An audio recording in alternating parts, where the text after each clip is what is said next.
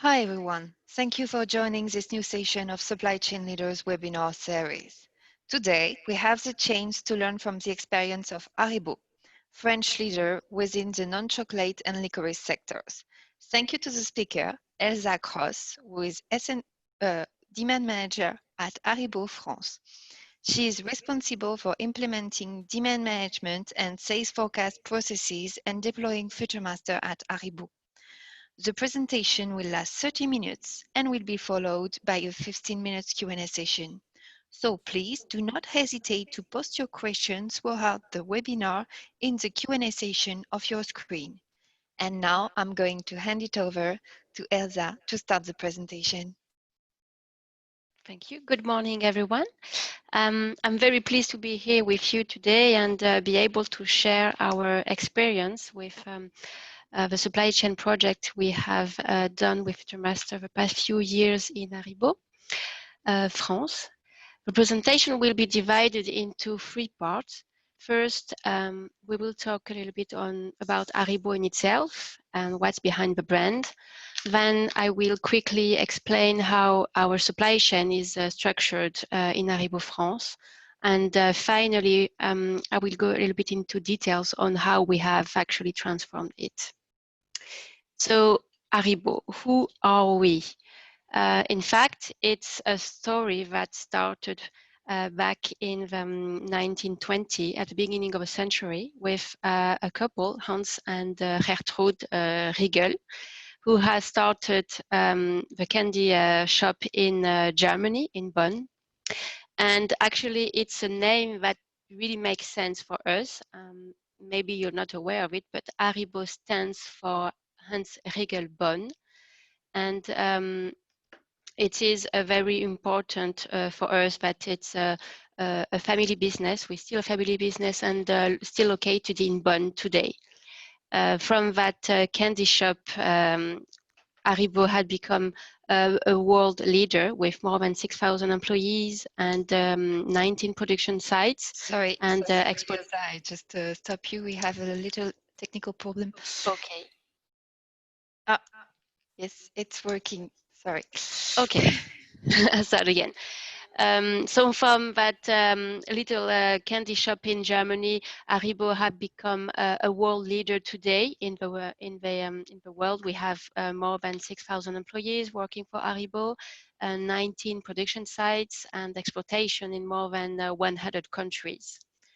And that success is also very important in France, as Haribo France is the second group subsidiaries with 750 people working here, 2 production sites in the south of France, 1 in Marseille and 1 in Uzès. We are producing every year around 51,000 tons of sweets. Haribo is really for us a very powerful brand. It's a good asset that, for instance, when we ask people, 87% of them spontaneously mention Haribo as really a brand reference in the candy world. So we can see that now around 14 million consumers and families are already consuming and attracted by our product. But behind that Haribo brands, the growth is actually based on different pillars. And the first is, of course, our famous Tagada, who is actually celebrating his her 50th anniversary this year. And then we have the colorful Dragibus Soft, Dragibus Original, and Sour Dragibus as well. And we have a new family, which is called Haribo Sour product, Haribo Peak. And finally, our traditional Chamallow, who has seen a little brother coming in last year with a chocolate Chamallow. Usually, I often have a question: do you have a big seasonality in the candy world? And in fact, yes, we do. It's mainly driven by our promotional campaign, and we can see that we have 2 big peaks during the year. Of course, Halloween is the biggest and the most important period for us followed by Carnival at the beginning of the year, and Kermesse, who is actually taking place in June when school is actually finishing. One important thing to state is that today the environment has changed quite a lot, because we can see that the candy market is really disturbed since 18 months. And it's true that after 10 years of growth, the market is now experiencing a decline. However, Haribo remains the only player growing in that new environment. When the market is minus 3%, we remain positive with plus 1.3%. That figures is from end of October last year. So in that environment, Haribo still leads the category with a market share of 38.9%, which is 1.7% more than in 2017. And we can see that it's almost the only player being positive this year, together with Solinest. So we could ask ourselves how Haribo is actually remaining positive in that market. And one of the key drivers for us is clearly the innovation. If we are looking at the top 20 most generating innovation in terms of turnover, we can see that out of the 20, 11 are coming from Haribo. And the first one last year was, as I mentioned before, the Chamallow Choco, which was really a big hit for us, followed by Star Mix, which is a mixed bag, and some product from our Chew family, Mawam Stripes, Mawam Mix, and Happy Fruities. So it's a new brand that we have launched 2 years ago. Now, going a little bit into the details of our supply chain in France. A few key figures to explain how we are structured. In 2017, we have shipped more than 75,000 tons of product in France and in export. We work with more than 700 SKU, candy SKU, but also some derived products, around 200. We manage almost 200,000 pallets in our network. We have 2,700 shuttles between our 2 sites, one in Marseille and one in Uzès. And we also export from Le Havre and Fos-sur-Mer to our export countries. Our main flows are from our factories, and inbound flows from Europe, from Belgium, from Spain, from Germany, from Austria, from Hungary, but also outbound flows. So we do ship some product to Belgium, to Italy, and Spain. In the supply chain, our main drivers are clearly our consumer satisfaction and, of course, compliance with ethics and good practice. And as we are a rather new team in the Haribo world, we really tend to stay proactive and always trying to find some room for improvement.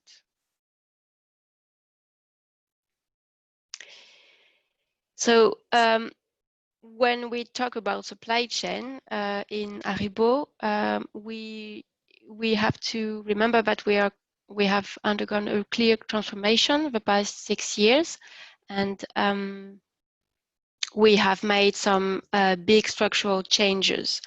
We used to work in an environment where we had no connections between our different tools and information system.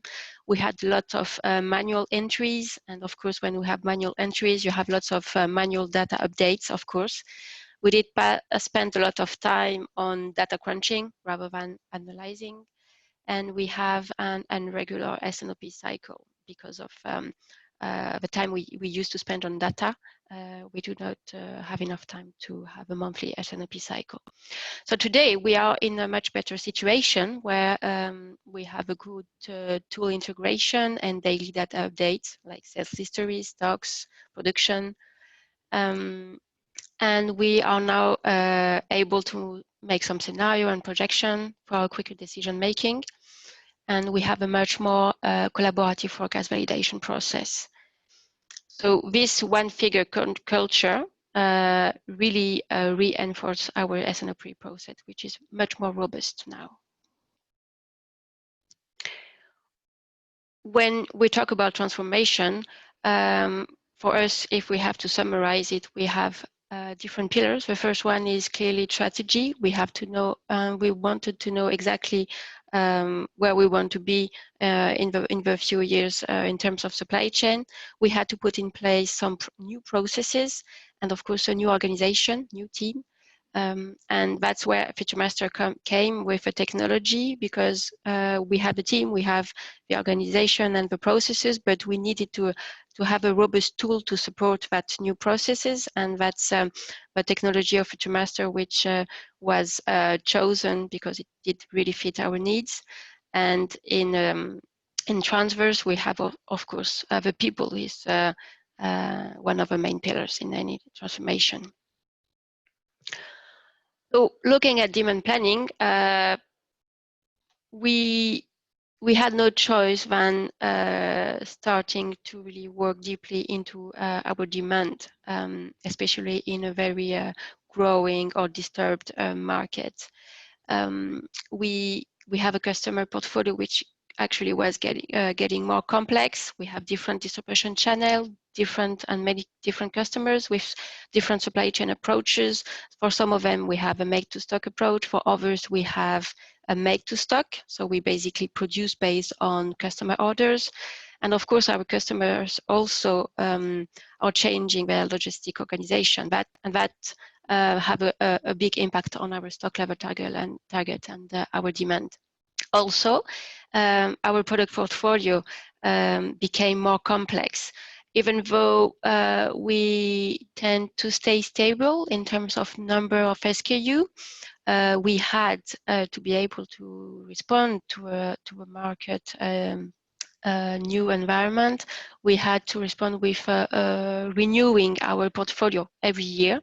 So it's proposing new product via innovation, also new promotions, and the amount of launches and promotion was getting more important.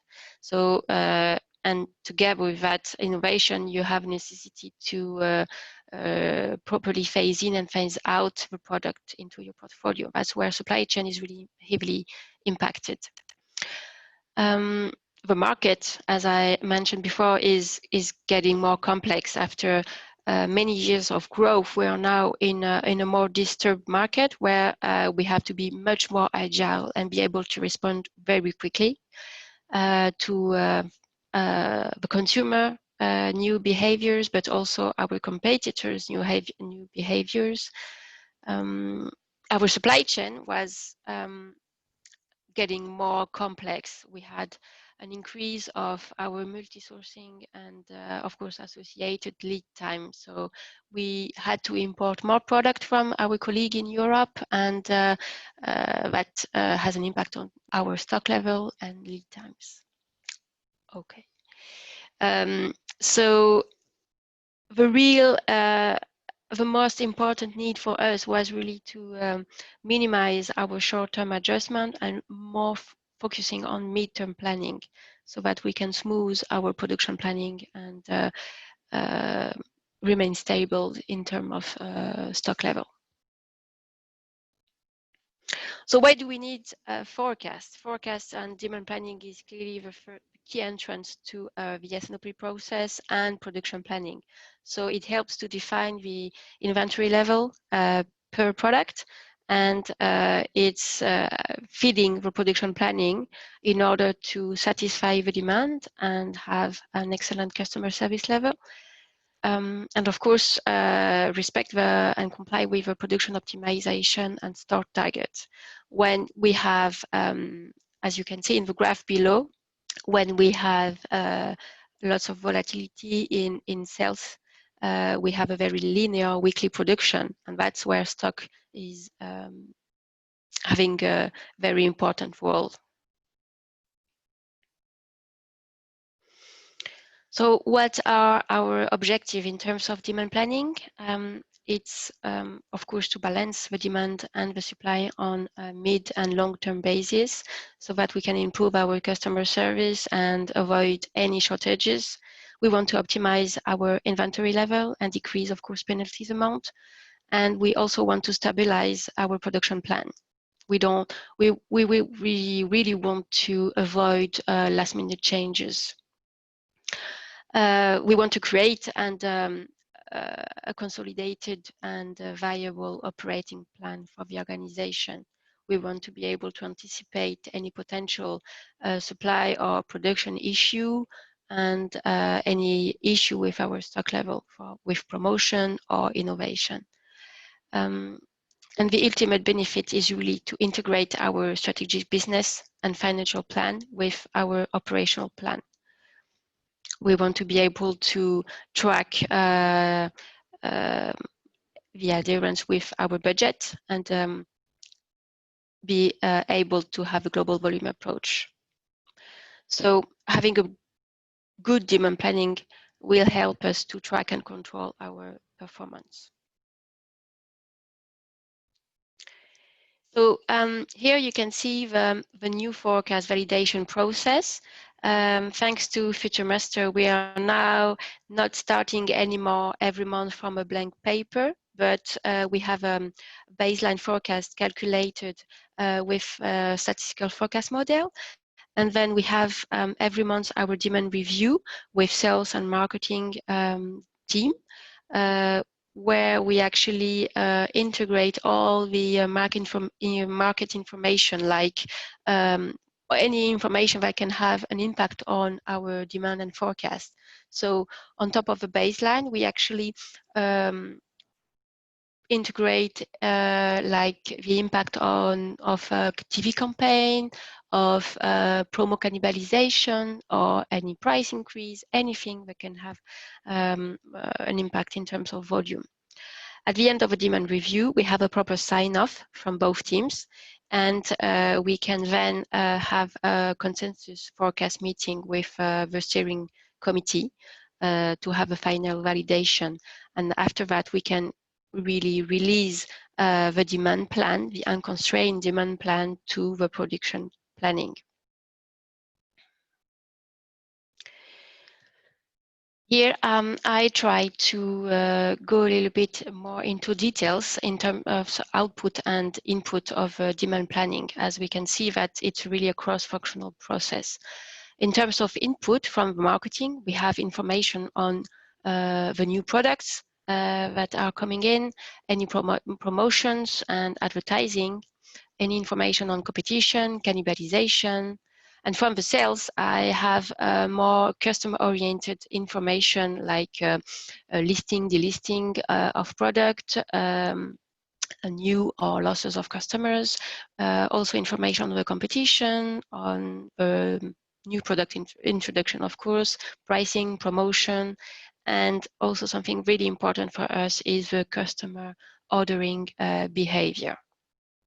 And from that, we could really validate our demand plan, which is always realistic. It's reviewed frequently. It does represent the total demand and is reasoned. From that demand plan, we have outputs, which are production plan, that's the first output, procurement plan. The demand plan really helps to buy the good amount of labels, of foils, of raw materials. And it helps to have and stabilize the intercompany plan. So what we actually importing from our colleague in Europe, and of course our co-packing plan for our promotion, and finally be able to have a logistic plan and have the good organization behind.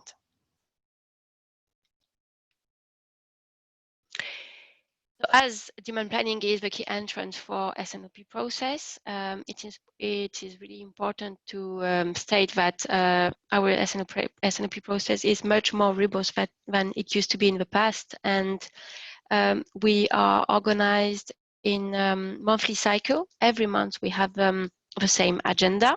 The first week of the month is dedicated to innovation review together with sales and marketing.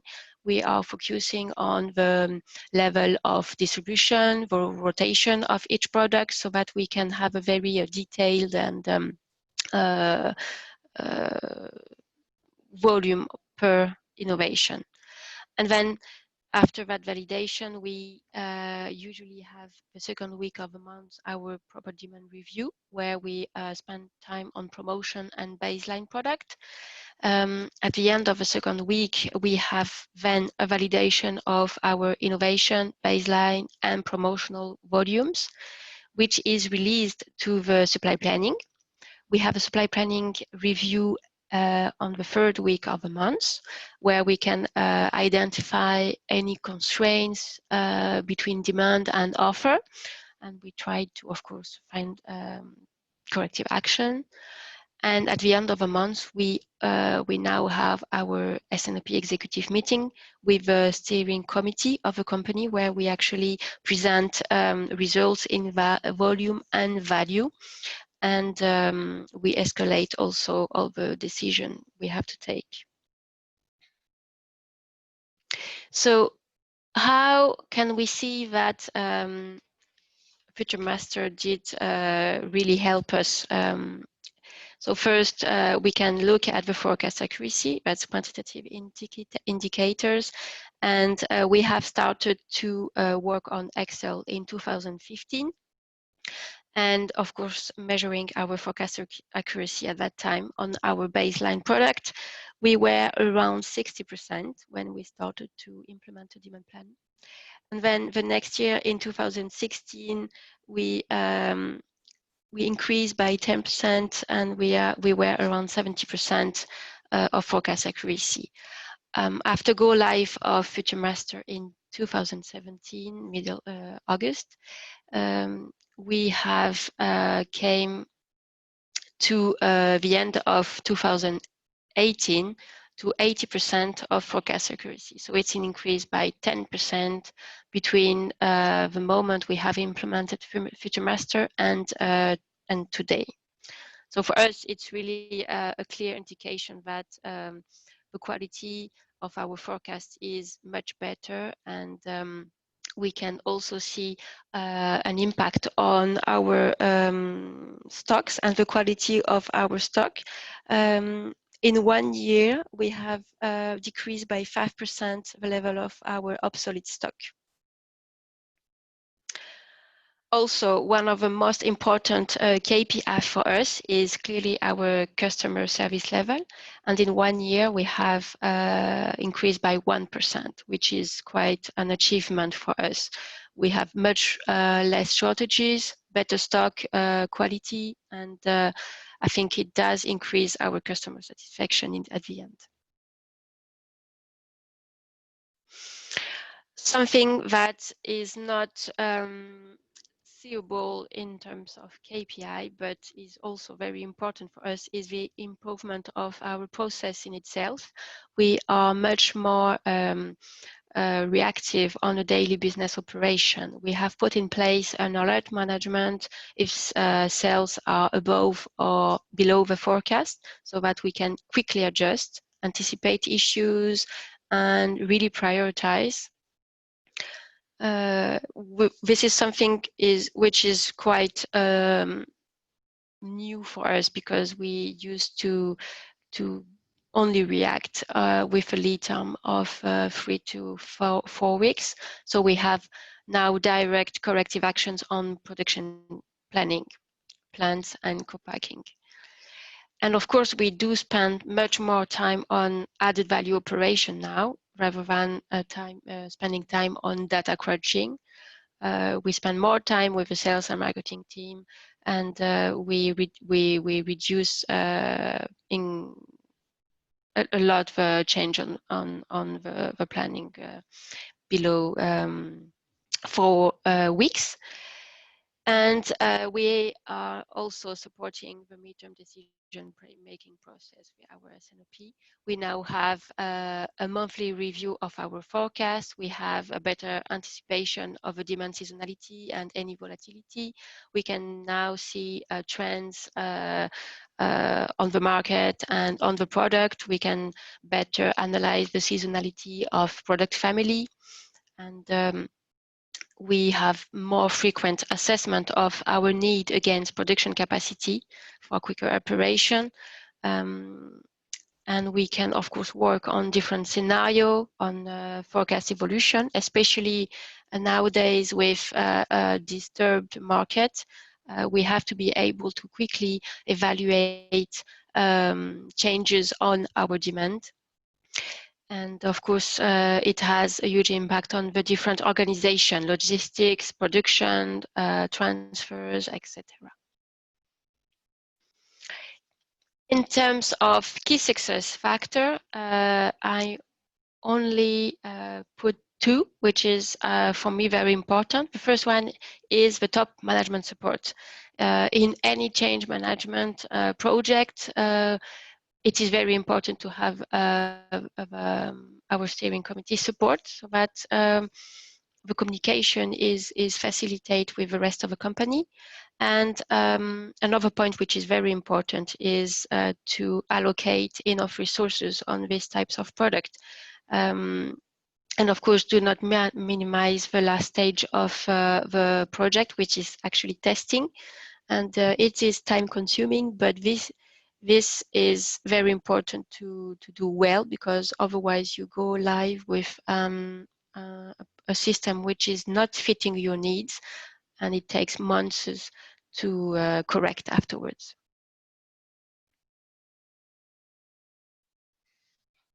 Okay, thank you, Elsa, for your very interesting presentation.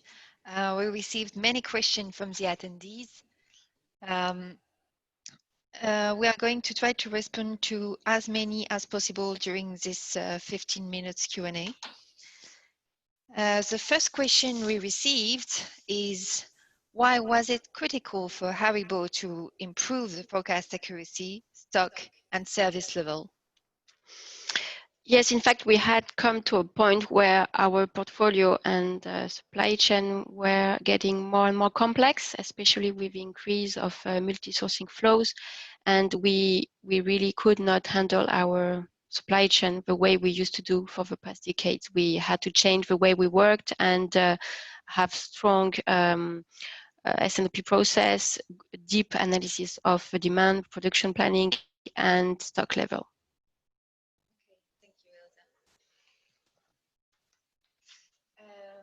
Does your sales team forecast at their customer level per product or only at functional level per product? We did test a lot of different approach, and we have decided to run the stat forecast model. Sorry, I was muted. Okay. Does your sales team forecast at a per customer level per product or only at a national level per product? Usually I have inputs from the sales team at customer level, of course, but in FutureMaster, we did test different approaches, and we have decided to run the stat forecast model at SKU and distribution channel. It enables us to have the best forecast quality as baseline, and the system identify trends and seasonality. Then we manually integrate market information such as listing or delisting, the impact of a TV campaign. And we can, of course, make corrections on the forecasts at SKU and customer level if it's needed. Great, thank you. Is the data on seasonality based or sell-in, primarily sales or sell-out? Okay, at the moment, we only run the stat forecast model on sell-in data, so our internal sales from Haribo to our customer. And one of my goal is that in the future, I would like to better integrate our sell-out data because I think we have a lot of information available here. Most of our business is done with hyper and supermarkets, and if we could have a good correlation between our sell-in and sell-out data, I think we would be able to better and quicker react on demand changes, especially track product launches, for instance. Okay, thank you. After the implementation of FutureMaster, how fast did you see an improvement in your KPIs in terms of forecast accuracy, stock, and service level? Well, I think the benefits are noticeable from a day to another one, and sometimes it's hard to manage the expectation of the rest of the company, because they have put lots of efforts and people on those products. But the first benefit is on the way that it was very being more simple to work with data. So that was the first benefit. And then we had to wait for a few months, I would say between 3 and 4 cycles, before we could see a clear improvement in our forecast accuracy and service level. Okay, thank you. How do you manage the forecast? Is it by product segmentation or by class of trade? Is by product segmentation and distribution channel. Every month we make some forecast correction, and we work by exception using the ABC class and XYZ. Okay, thank you. Which department at Haribo is responsible of the sales forecast accuracy? Is it in the sales and marketing scope, or is it in the supply chain scope? In Haribo, the demand planning team is part of the supply chain department, and it's the team is also in charge of the activity management. And by activity management, I mean the operational execution of our promotion and new product introduction. So to me, in my opinion, it really does make sense to be part of a supply chain, as the demand planning team is really the middleman between sales and marketing and production. And the team is in a good position to bring people from different departments around the table and make them work together. Okay. How do you manage to commit the sales and marketing teams? In fact, it's really important to commit them to respect this sales forecast. It's a good point. I think as soon as we have started to have good results with FutureMaster in terms of product availability and customer service level, the sales and marketing team could really evaluate the benefit of working in a more collaborative way. And they started to have faith in the process, and we could prove that it brings value to the business and support our top line objectives and strategy, of course. Okay. So why did you choose FutureMaster?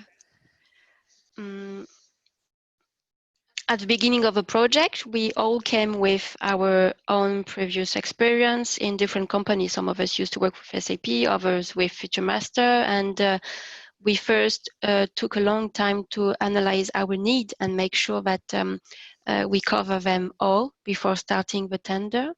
And after a really deep analysis of our specification against the different APS offers on the market, we decided to go with FutureMaster, as it did meet 100% of our needs, and we appreciate its flexibility. In addition, FutureMaster had a strong experience with food industry, which was really important for us. Okay. And how was the collaboration with the FutureMaster teams before and during the project? For us, a strong collaboration with the team was essential, and we had to be sure that 100% of our needs were fully understood, and that was the case. It was also important for to have them during the process design phase, as they came with a long expertise of and good advice on how to change and improve things in Haribo. Okay. And if you had just one, but your main challenge during this project, what would it be? One, I think it was sum up at the end of presentation. I think we should not minimize the time that resources need to spend on the project, and also put enough effort on the change management. You could have all the best and integrated system in place. If a change has not been correctly communicated and explained, people need to be trained. There is always a risk of people resisting to it. So change management is clearly very important. Okay, thank you. You told us that your advanced planning solution enables fast decision-making process, and we wanted to know at which company level is it used? Well, locally we have FutureMaster in France, and clearly it is used on daily business operation with production planning to manage our shortage situation, for instance, and allocation volume per customer. And we also have frequent assessment of our needs in terms of production capacity. Okay. And to support all this process, how many people do you have in the demand planning team and in the supply planning team?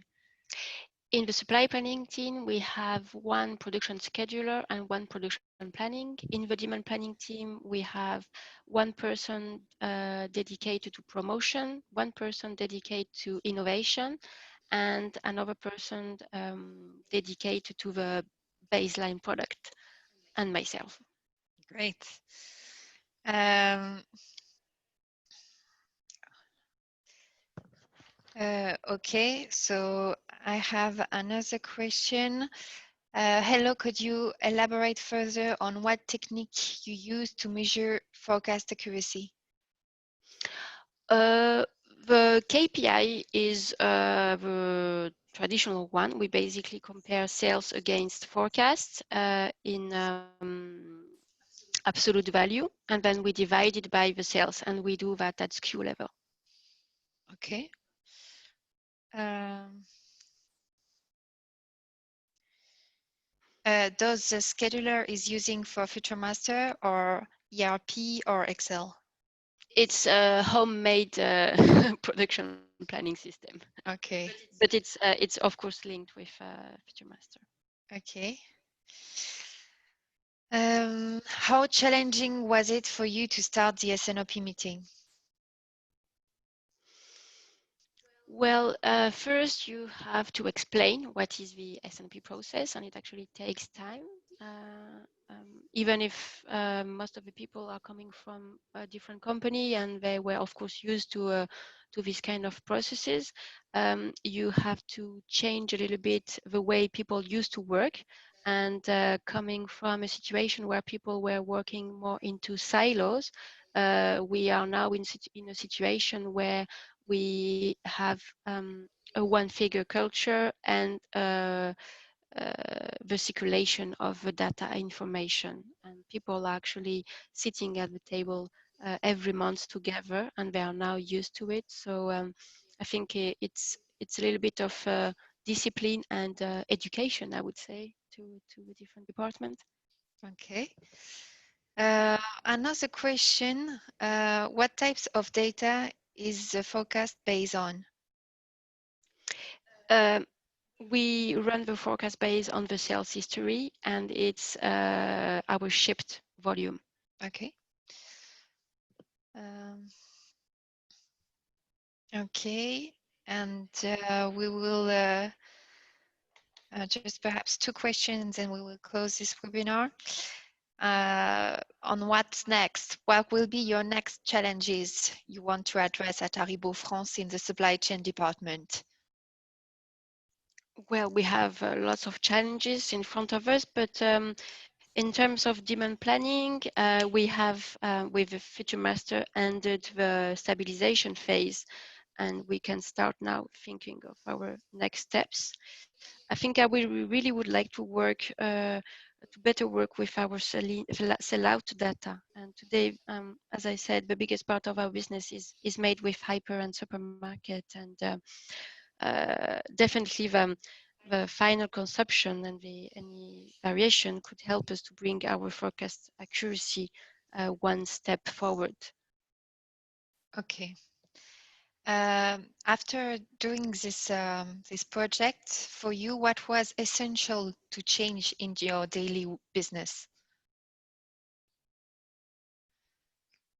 I can repeat the question. What is essential change with a daily business?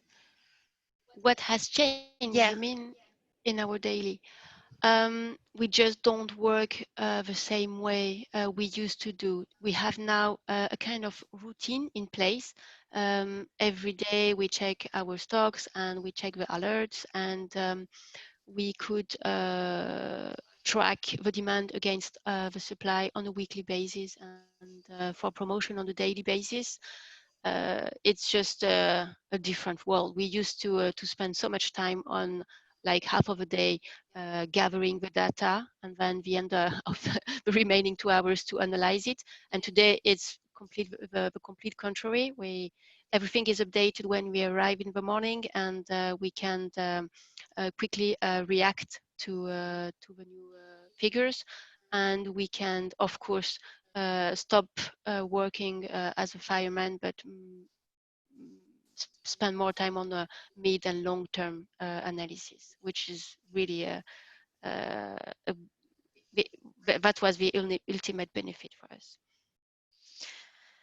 Okay, thank you. And about the new supply chain technology like machine learning, for example, uh, will you be interested in developing this kind of techniques in your supply chain? Yes, I think I'm open to any new improvement.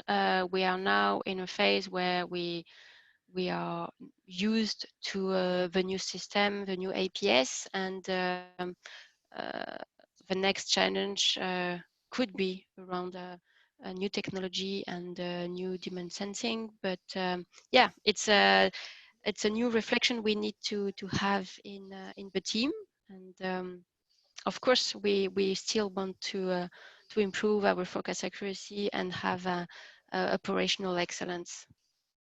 Okay. Well, thank you all for joining this webinar today. Thank you, Elsa, for your very interesting presentation. It was great. Thank you. We are very much interested in having your feedback on this webinar. So please take a couple of minutes to fill in the evaluation survey at the end of this webinar. You will also receive it by email this afternoon. The replay of the webinar will also be communicated to you soon. Last but not least, our next Supply Chain Leaders webinar will take place on the 18th of February and will be presented by Makeup Forever, a division of LVMH Group. We will have the chance to learn from the experience of a demand planner and from the other side, a supply planner. So it will be really interesting. Thank you again to everyone for joining today. We wish you a very good day or evening. Thank you. Have a good day.